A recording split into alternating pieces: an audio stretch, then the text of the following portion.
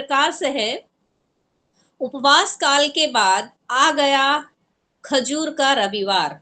उपवास काल के बाद आ गया खजूर का रविवार, सूली उठाकर जाना है, सूली उठाकर जाना है अब मृत्यु के उस पार। तो इस विषय पर बहुत ही प्रभावशाली संदेश लेकर आ रहे हैं हमारे संचालक जी। उनको मैं इन लाइनों के द्वारा सादर आमंत्रित करना चाहती हूँ। तो मैं आप लोगों के सामने उनके लिए कुछ लाइनें कहना चाहती हूँ। उपवास किया जिसने जीवन भर, उपवास किया जिसने जीवन भर, जो है अब प्रभु के दास। वास आवास वचन है उनका, जो जिन हमेशा वचन में ही वास करते हैं, वही उनका आवास है। तो वास आवास वचन है उनका, प्रभु से है नाता खास। हृदय घात की सूली चढ़कर, हार्ट अटैक का उन्होंने सामना किया। हृदय घात की सूली चढ़कर मौत से किया सवाल, हृदय घात की सूली चढ़कर मौत से किया सवाल। जीवित पाए जाते हैं जो, जीवित पाए जाते हैं जो बनकर यहाँ मिसाल। संदेश सुनाएंगे अब हम सबको संचालक श्री J.S. लाल। मैं आपसे निवेदन करती हूँ कि आप परमेश्वर के वचनों के द्वारा हम सबको अनुग्रहित करें। सबको जय मसीह की। मेरी आवाज आ रही है? जी, जय मसीह की। आपकी आवाज आ रही है पर आप दिख नहीं रहे दिख हैं। रहा है, मेरा हाथ दिख रहा है ना? नहीं, आप तो दिख नहीं रहे हैं। नहीं दिख रहा हूँ? नहीं, मैं तो कैमरा ऑन किया हूँ। नहीं दिख रहे हैं, दिख रहे हैं, अब दिख रहे हैं, दिखाई दे रहे हैं, दिखाई दे रहे हैं। जय अच्छा, मसीह। मुझे अभी दिखाई दिया। सॉरी। धन्यवाद, धन्यवाद। परमेश्वर का धन्यवाद हो कि उसने हमको स्वर्णावसर दिया है। आइए छोटी सी प्रार्थना करें, उसके बाद फिर संदेश में जाएंगे। सामर्थ्य दयालु पिता परमेश्वर, हम धन्यवाद देते हैं तेरी दया, तेरे अनुग्रह के लिए, इस वक्त के लिए, जबकि तेरे वचन में से कुछ सीख सकते हैं। हमारी ज्ञान बुद्धि समझ शक्ति खोल कि तेरी पवित्र आत्मा हमारी अगुवाई करे, कि तेरे वचन में हम मनन कर सकें और अपने जीवन को संभाल सकें। ऐसी दया का छोटी विनती उद्धार करता प्रभु यीशु ख्रीस्त के नाम से मांगते, आमीन। आमीन। मेरी आवाज ठीक है? आमीन, आमीन आ रही है आवाज। प्रियो, अभी पढ़ा गया मत्ती 21:1-11 और मैं चाहता हूं कि इसका 5वां पद पढ़ा जाए और वहां से अपन बात शुरू करते हैं। 5वां पद।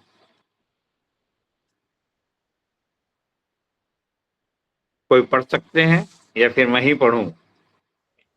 सिय्योन की बेटी, हाँ पढ़ो पढ़ो बेटा, पढ़।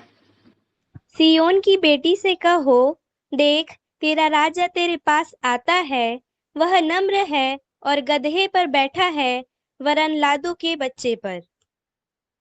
प्रियो, ये सिय्योन की बेटी क्या है? सिय्योन शब्द कहाँ क्या है? बाइबिल में 152 बार सिय्योन शब्द आया है। एक पर्वत भी है, ये परमेश्वर का निवास स्थान भी है, और दाऊद का नगर भी दाऊद ने कहा इसको शमूएल में।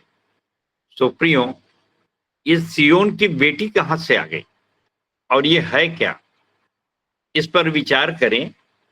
और सिय्योन की बेटी अगर है तो उसका भी ब्याह रचाने की जो चिंता है, बेटी को चिंता है, पिता को चिंता होती है कि भाई बेटी का ब्याह हो। और मैं समझता हूं कि पहला जो विषय है हमारे पास वो है आज के विषय के अनुसार, उपवास काल के बाद आ गया खजूर का रविवार, सूली उठाकर जाना है मृत्यु से उस पार। तो पहला शब्द है उपवास, और ये उपवास में और इस बेटी का क्या रिश्ता है, और ये जानने के लिए मैं चाहता हूं कि मत्ती 9 का 15 से 17 पढ़ें मेहरबानी से। मत्ती 9 का 15 से 17। मैं आपके सामने पढ़ने जा रही हूँ। मत्ती 9 उसका 17। ना ही लोग पुरानी, मेहरबानी 15 से 17 ना? 15 से 17, अच्छा ठीक है। यीशु ने उनसे कहा, जब तक दूल्हा बारातियों के साथ है, क्या वे शोक कर सकते हैं? परंतु वे दिन आएंगे जब दूल्हा उनसे अलग कर दिया जाएगा और तब वे उपवास करेंगे।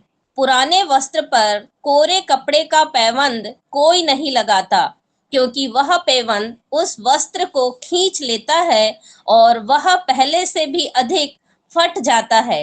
ना ही लोग पुरानी मस्कों में नया दाखरस भरते हैं, क्योंकि ऐसा करने से मस्कें फट जाती है और दाखरस बह जाता है और मस्कें नष्ट हो जाती है। परंतु नया दाखरस नई मस्कों में भरते हैं और दोनों ही सुरक्षित बने रहते हैं। मेरे प्रियो, उपवास पे बहुत से संदेश आपने सुने हैं और बहुत ही प्यारे प्यारे संदेश हमको विगत दिनों में, पिछले दिनों में सुनने को मिले। परंतु यहाँ पर देखिए, नए नियम में नई मशकों की बात है और पुरानी मशकों में नए दाखरस को नहीं रखा जाता। तो वैसे ही है, हमारे पास नया नियम है और नया नियम में यीशु मसीह कहते हैं कि जब दूल्हा साथ है अपने चेलों को, तो जो समस्या होती है हमको उपवास करें ना करें, कैसे करें, क्या करें, तो हम अपनी तरफ से नल कह के हमको वचन मिलता है यीशु मसीह ने, और वो उन सारी समस्याओं का समाधान कर दिया। अब इसको हमको एक्सेप्ट करना है और अपने आप में सिद्ध करना है। और जब हम अपने आप में सिद्ध नहीं कर पाते तो बहुत सारी बातें होती हैं, बहुत से संदर्भ होते हैं जिसमें चर्चा होती रहती है। परंतु यहाँ पर ये देखिए कि जब दूल्हा है साथ में, तो ये सियोन की बेटी है और उसका दूल्हा। प्रश्न है, सियोन की बेटी है कौन? आज मैं और आप परमेश्वर के पुत्र हैं, परमेश्वर की पुत्री हैं, और ये जब हम पवित्र कुंवारी की तरह बनते हैं तो हम सियोन की बेटी हो जाते हैं। और ये जो दूल्हा है ये हमारा प्रभु यीशु मसीह है। और हमको सिर्फ ये खोजना है कि आज दूल्हा कहाँ है। और इस बात के लिए दूसरा कुरिन्थियों 11 का दूसरा देखिए, पौलुस भी इस बात का वर्णन करता है कि कैसे हम सियोन की बेटी हैं और कैसे हमारे ऊपर दूल्हा आता है। तब जब हम सियोन की बेटी होंगे तो हमारा ब्याह कैसे होगा। तो मेहरबानी से पढ़िए दूसरा कुरिन्थियों 11 का 2। मैं आप सबके सामने पढ़ने जा रही हूँ दूसरा कुरिन्थियों 11 का 2 कि 13 का 2 भैया? नहीं, 11 का 2। 11 का 2, हाँ। 11 के 2 में इस प्रकार से लिखा हुआ है, क्योंकि मुझे तुम्हारे लिए लगन है, परमेश्वर की सी लगन, क्योंकि मैंने तुम्हारी सगाई एक पति अर्थात मसीह से की है कि तुम्हें एक पवित्र कुंवारी की भांति उसे सौंप दूं। मेरे प्रियो, देखिए आज की स्थिति में पहले पौलुस ने अपने आप को सौंपा और उसके पश्चात उसको एक बोझ हुआ। उसके कोख में एक नन्हा बालक पलने लग गया। यीशु भी जो थे वो मसीहा बने, और ये एक विचारधारा है जो हमारी कोख में पलती है। और जब ये विचारधारा आती है तो निश्चित रूप से जानिए कि विचारधारा के आते ही हमको महसूस होने लग जाता है कि अब मैं गर्भवती हो रहा हूँ। और इसलिए प्रियो कि जब आप जानते हैं स्त्रियों को जब गर्भ धारण होता है तो कहीं उल्टी होती है, कुछ सिम्टम होते हैं, कभी उनको खट्टा खाना अच्छा लगता है, कुछ होता है, और उससे समझ में आ जाता है कि हाँ भाई गर्भ धारण हो गया। वैसे ही प्रियो हमारे अंदर भी एक प्रतिक्रिया होती और हमको समझ में आता है कि हमारे अंदर एक बालक पल रहा है, विचारधाराओं का बालक उछल रहा है हमारी कोख में, और वो एक अभिलाषा होती है या एक इच्छा होती है कि हम उसको जन्म दें।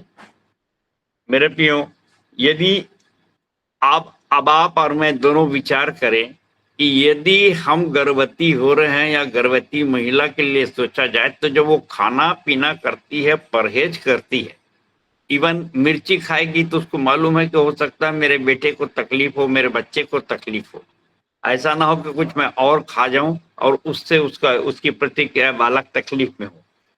जब ये मसीहा पवित्र कुंवारी की तरह अगर हम कोख बालक को धारण करते तो हमारा भी खाना पीना और सब कुछ एक तरह से परहेज हमको करना पड़ता है। और यदि उपवास करें तो कई बार डॉक्टर लोग बोलते हैं भाई कि अगर आप उपवास करेंगे तो बच्चा कमजोर हो सकता है।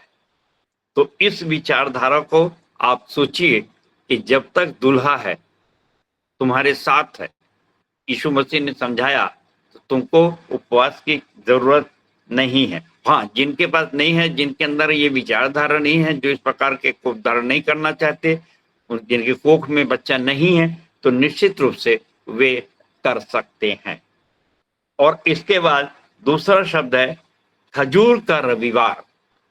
तो खजूर का रविवार देखिए, जब वो नन्हा बालक आ रहा है, जब यीशु मसीह के अंदर मसीहा बनने की एक अभिलाषा कहना चाहिए, या एक विचारधारा जो अंदर बालक की नहीं पल रही है, छोटी सी विचारधारा, अब जब वो आगे बढ़ रही है, क्योंकि परमेश्वर का पुत्र होने के बावजूद उसके अंदर एक विचारधारा है, और वो विचारधारा ही एक कोख में एक बीज की तरह है, और वो बालकों की नहीं बना। और यहाँ पर जो लिखाया है कि मत्ती 21 का 15 और 16 पढ़ने, इसी में से मत्ती 21 में से 15-16 मत्ती 21 उसका 15 और 16 पद। परंतु जब मुख्य याजकों और शास्त्रियों ने उन आश्चर्य कर्मों को जो उसने किए थे देखा, और बच्चों को जो मंदिर में यह पुकार रहे थे, दाऊद की संतान को होशन्ना, तो वे क्रोधित हो गए, और उन्होंने उससे कहा, क्या तू सुनता है कि ये क्या कह रहे हैं? यीशु ने उनसे कहा, हाँ, पर क्या तुमने यह कभी नहीं पढ़ा, शिशुओं और दूध मुहे बच्चों से तूने अपने लिए स्तुति कराई है। यहाँ पर जो गिडियन बाइबल से पढ़ी है बहन ने, स्तुति कराई आया है, परंतु पुरानी बाइबल में स्तुति सिद्ध कराई। अब देखिए, आपकी दो किस्म की स्तुति होती है, एक स्तुति होती है और एक सिद्ध स्तुति या सिद्ध इच्छा। और यहाँ पर अगर आप यहाँ देखिए कि ऐसा लिखा है कि जब तक आप बालकों के नहीं बनेंगे तब तक परमेश्वर के राज में प्रवेश नहीं कर सकते। मैं इसलिए कह रहा हूं इसको कि यदि हमारी विचारधारा में विचारधारा एक निश्चित विचारधारा की है, तो निश्चित रूप से जानिए कि मैंने पुस्तक में भी लिखा है कि जो कुछ रोमियो 14:23 का स्टार्ट किया, जो कुछ निश्चित धारणा से नहीं वह पाप है, और जो पाप है वो पवित्रता से हमको दूर करता है। और यदि हमारी धारणा ये है कि नहीं, हम मसीहा बनना चाहते हैं, तो ये देखिए यहाँ पर एक लादू का बच्चा का शब्द आया है। मैं चाहता हूँ इसमें से पढ़ा जाए कि 15-16 जो पढ़ा गया उसमें ये है कि भाई लादू के बच्चे पे सवार हो गए, गधी के बच्चे। तो कभी कभी ऐसा लगता है कि यीशु मसीह जो 33.5 वर्ष के थे, अगर उतने से बच्चे के ऊपर बैठ रहे हैं तो क्या एक तरह से अन्याय होता कि भाई, परंतु यहाँ पर क्या, लादू का बच्चा, गधी का बच्चा, तो देखिए बच्चा बच्चे के ऊपर बैठ जाए तो कोई विशेष बोझ नहीं होगा। और यहाँ पर इसीलिए लिखा है कि गधी के बच्चे पर बैठा, और इससे वो जो स्तुति सिद्ध कराई। अब यहाँ पर सिद्ध स्तुति होती है। और एक और बात लिखी कि जिसमें कभी कोई नहीं बैठा। अगर दूसरी विचारधारा से भरा हुआ है तो निश्चित रूप से ये मानिए कि वो पवित्रता नहीं है, कि हम जो उलझे हुए हैं दिमाग में, कि बोल कुछ रहे हैं और विचारधारा कुछ और है, जो निश्चित धारणा से नहीं है। तो फिर ये जो पवित्रता है वो कैसे रहेगी? और इसलिए जब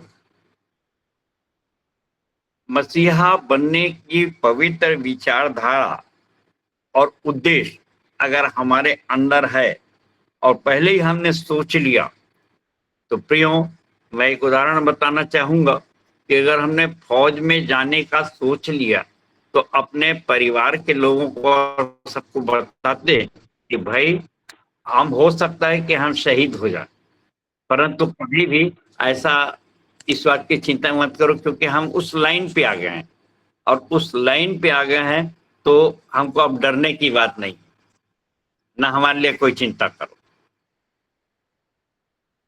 मृत्यु हमारे लिए एक ये है कि हम शहीद होना चाहते हैं।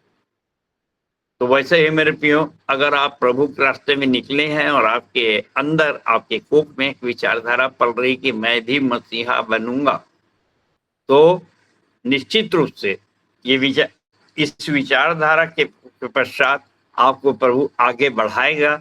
और इसके बाद तीसरा शब्द आ रहा है शुभ शुक्रवार। कि देखिए, इस विचारधारा को, दृढ़ इच्छा को जब यीशु मसीह ने रखा तो परमेश्वर ने उसे आगे बढ़ाया।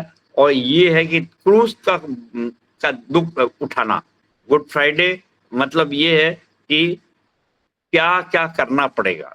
यदि यशायाह 53 और उसका 8वां पद कोई पढ़ सके तो देखिए, एक बहुत अच्छी बात यहाँ पे लिखी है, यशायाह 53:8, कि उसके अंदर ये पवित्र भावना होगी तो निश्चित रूप से उसके अंदर एक साहस पैदा होगा।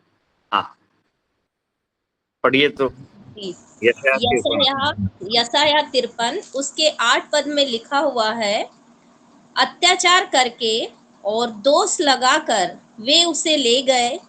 उस समय के लोगों में से किसने इस पर ध्यान दिया कि वह जीवितों के बीच में से उठा लिया गया।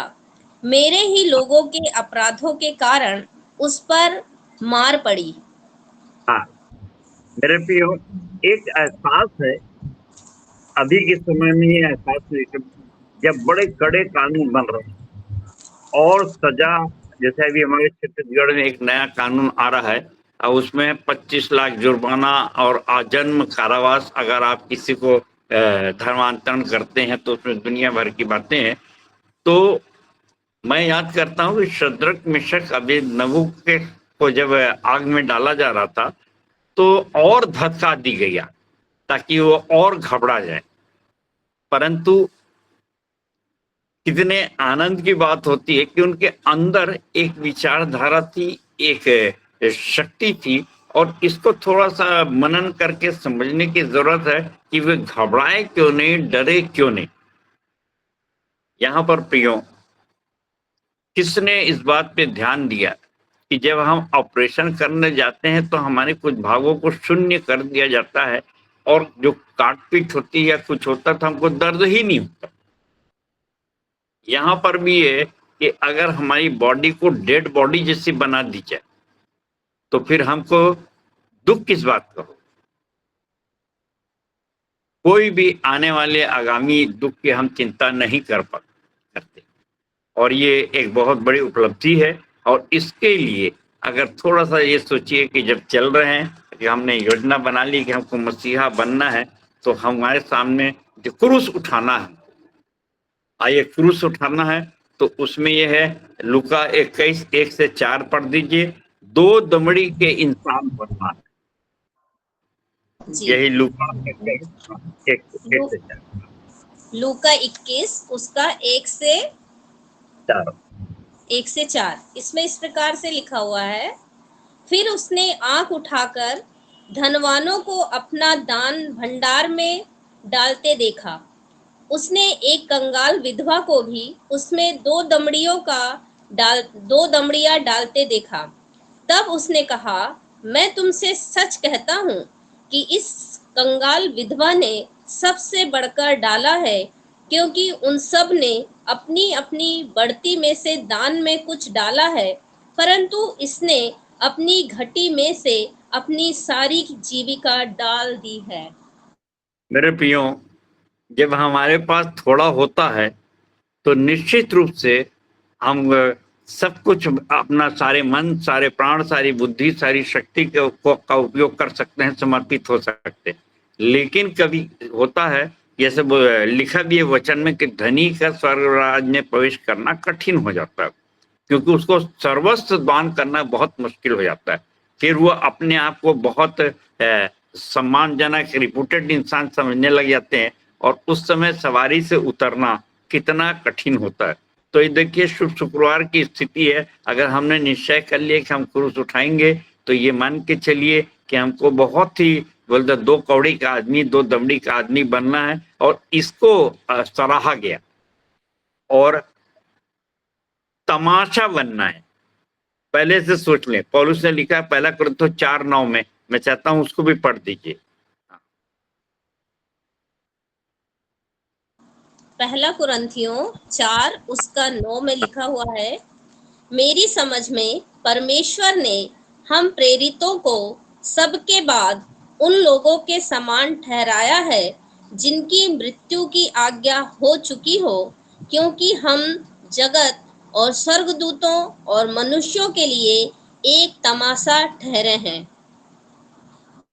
मेरे प्रियो, ये तमाशा बनना देख लीजिए कि कैसी कैसी स्थिति आती है।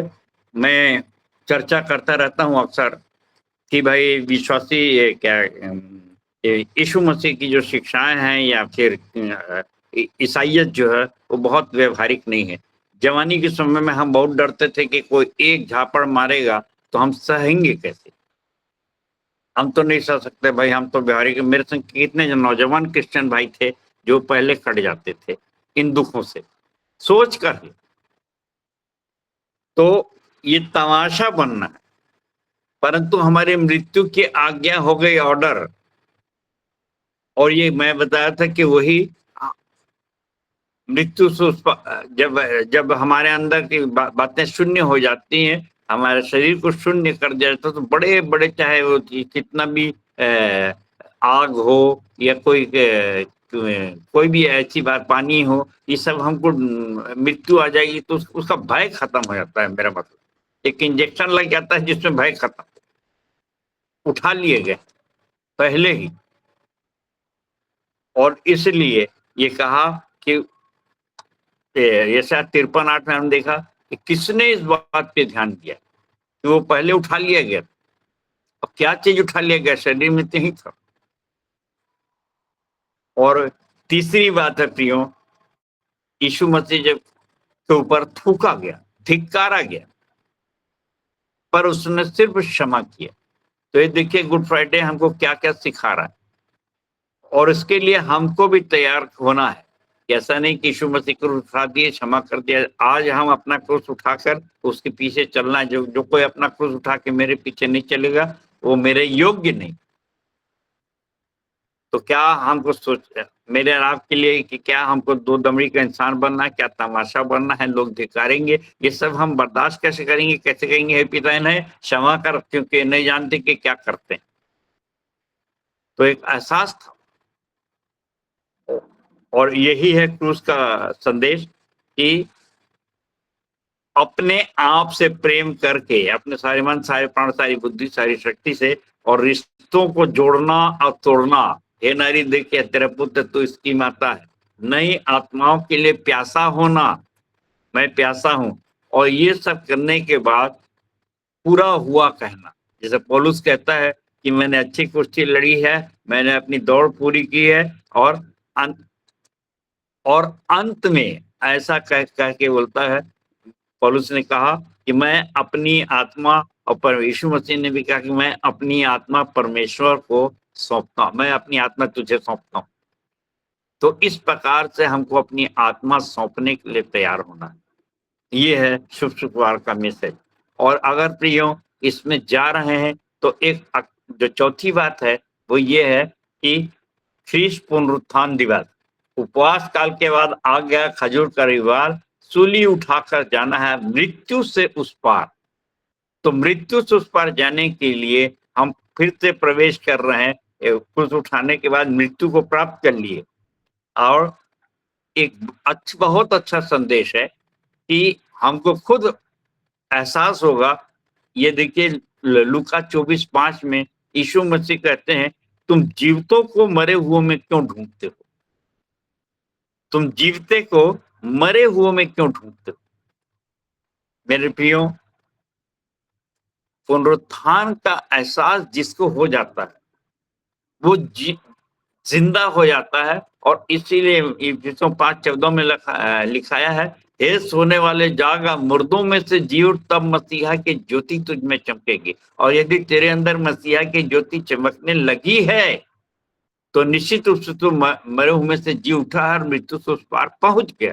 ये एहसास ये क्या कब होगा हम, और यदि हमको हो रहा है तो बहुत अच्छी बात है, क्योंकि ये जो क्रूस उठाना, ये जो फौजी बनना, ये प्राण देने तक के लिए हमारा सिलेक्शन हो रहा है कि नहीं हो रहा है, चुनाव हो रहा है कि नहीं हो रहा है। जब चुनाव होगा तब हमारे सामने ये सब संकट आएंगे, तब हमारी परीक्षा होगी। नहीं तो परीक्षा में प्रवेश करने लायक नहीं। ये तो बहुत डरने वाला, कहाँ इसको फौज में भेज रहे हो भाई। ये तो इससे डर रहा है, वो तो उससे डर रहा है, ये तो अपने दो दमड़ी को पैसे खत्म हो जाए। धनी व्यक्ति नहीं, मत्ती 19 का धनी व्यक्ति योग्य नहीं हुआ, अपात्र हो गया। तमाशा बनने से डरते, हमारी बदनामी होगी, हम थूके जाएंगे, धिक्कारे जाएंगे, समाज हमको निकाल देगा, ऐसा करेगा वैसा करेगा। तो हमको तो इब्रानी 11 तो मालूम है कि क्या क्या नहीं सहे हो। तो अगर ये सब के लिए पहले से तैयार नहीं है तो हम जिंदा कैसे हुए। और निश्चित रूप से हमारे जो चेले भी बनेंगे वो भी ये रहेंगे, वो जिंदा देखना चाहते हैं हमको। तो जो जीवित है हम कैसे रहें, इसके लिए देखिए हमारी ये एहसास करने के लिए हमको इसी में यीशु मसीह की दिनचर्या देखना है। तो लूका 21:37-38 पर पढ़ दीजिए, ताकि आपको दिनचर्या समझ में आ जाए और समझ में आ जाए कि वे अपने लिए भी और हमारे प्रिय अजीजों के लिए, जिसको हम जिसके अंदर हम देख रहे हैं कि हाँ ये प्रचारक तो है, लेकिन इसके में मसीहा अंदर पल रहा है या नहीं, तो ये कहाँ तक पहुंचा है। और अगर वो मसीहा नहीं बनते यीशु मसीह, तो हम कैसे बन सकते हैं, हम मृत्यु से उस पार कैसे पहुंचे। जो हमको संदेश दे रहा है क्या उसने मृत्यु से संघर्ष किया है, कुछ आपके पास प्रमाणिक प्रमाण है। लूका 1 का तो 37 ना। सब होना चाहिए। हाँ, लूका 21 का 37-38 पढ़िए। जी, लूका 21 उसके 37 और 38 में इस प्रकार लिखा हुआ है, वह दिन को मंदिर में उपदेश करता था और रात को बाहर जाकर जैतून नामक पहाड़ पर रहा करता था, और भोर को तड़के सब लोग उसकी सुनने के लिए मंदिर में उसके पास आया करते थे। मेरे प्रियो, ये है जीवित होने का एक प्रमाण कि वो रात को पहाड़ में जाता था और प्रार्थना करता था, और सवेरे आके उसकी लोग सुनते थे, लोग उसको सुनने के लिए बैठे रहते थे। तो हम किस पहाड़ पर जा रहे हैं, ये मैंने अब संदेश में कहा था। और ये पहाड़ को जानना कि हम रात दिन जिन प्रार्थना करते हैं और दिन से दिन बातें करता, रात को रात ज्ञान सिखाती है, और ये प्रकाशन और दर्शन हमको वहीं से मिलता है। और मैंने कहा जब सियोन का, तो सियोन पर्वत पे हम पहुंच जाते हैं। सियोन की बेटी, सियोन की कई उपमाएं दी गई। तो वहां यदि हम उस ऊंचाई पे हैं तो निश्चित रूप से जानिए कि हमारी दिनचर्या कैसी है, कि हम कौन सा संदेश दे रहे हैं। जो जीवित है वो यीशु की दिनचर्या बिता रहा है, और उसके में फितरत है, सिर्फ एक फितरत है, सिर्फ एक धुन है, और वो है चेला बनाने की।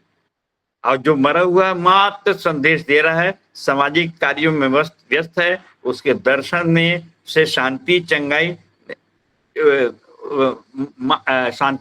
है या नहीं है, ये आपको देखना है। परंतु अगर वो उसके अंदर मसीहा का पल रहा है या मसीहा का गुण है, तो निश्चित रूप से वो एक संक्रामक विश्वासी होगा, संक्रामकता उसके अंदर पाई जाएगी। और इसीलिए कहा गया लूका ऐसे मरकुस 16:16 में, तुम बीमारों पे हाथ रखोगे और वे चंगे होंगे, तुम दुष्ट आत्माओं को निकालोगे। तो बड़े बड़े जो कार्य है वो उसके द्वारा होंगी, शक्ति कहाँ से आएगी।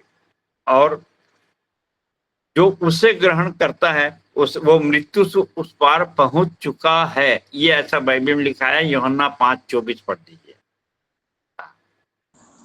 यूहन्ना 5 उसके 24 पद में लिखा हुआ है, मैं तुमसे सच सच कहता हूँ, जो मेरा वचन सुनकर मेरे भेजने वाले पर विश्वास करता है, अनंत जीवन उसका है और उस पर दंड की आज्ञा नहीं होती, परंतु वह मृत्यु से पार होकर जीवन में प्रवेश कर चुका है।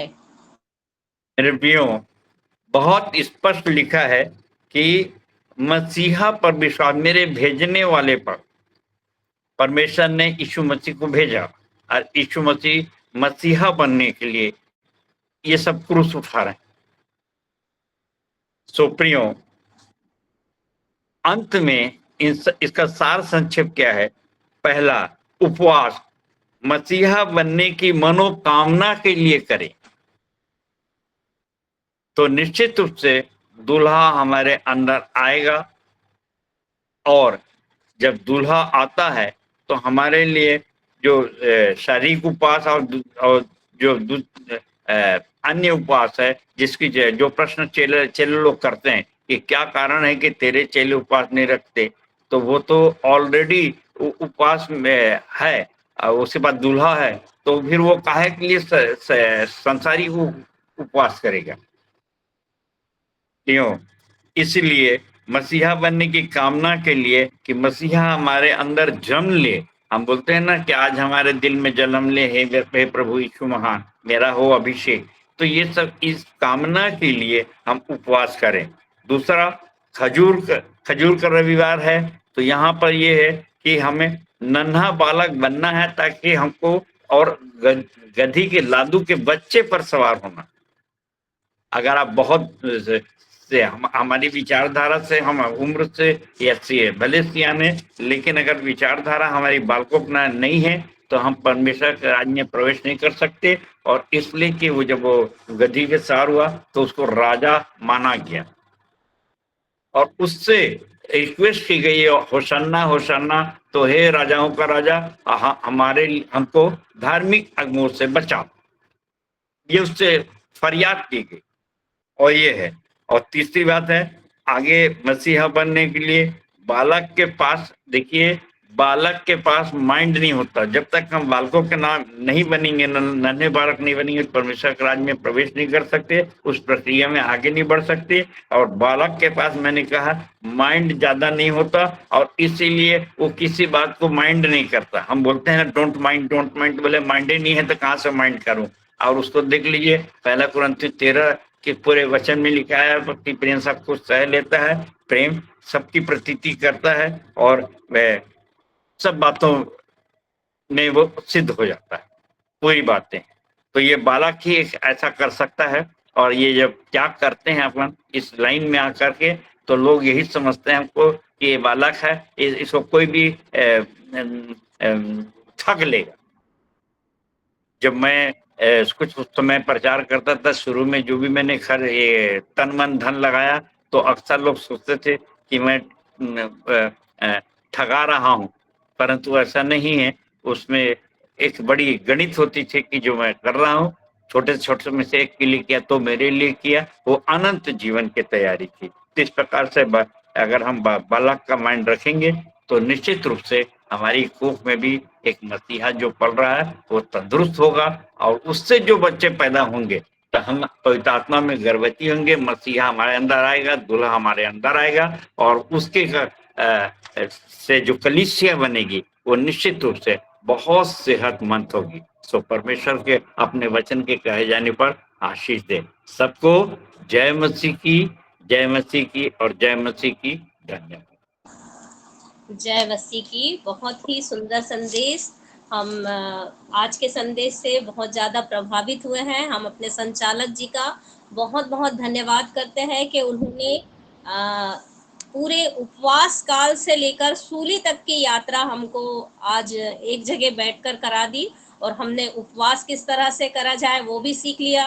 किस तरह से बालक बनकर हमें गधे पर सवार होकर और फिर गर्भवती होकर नई आत्माओं को जन्म देना है, उस किस प्रकार से दुख उठाकर हमें चेले बनाना, ये सारी बातें आज हमें उनके द्वारा सीखने के लिए मिली। तो हम परमेश्वर पिता का बहुत धन्यवाद करते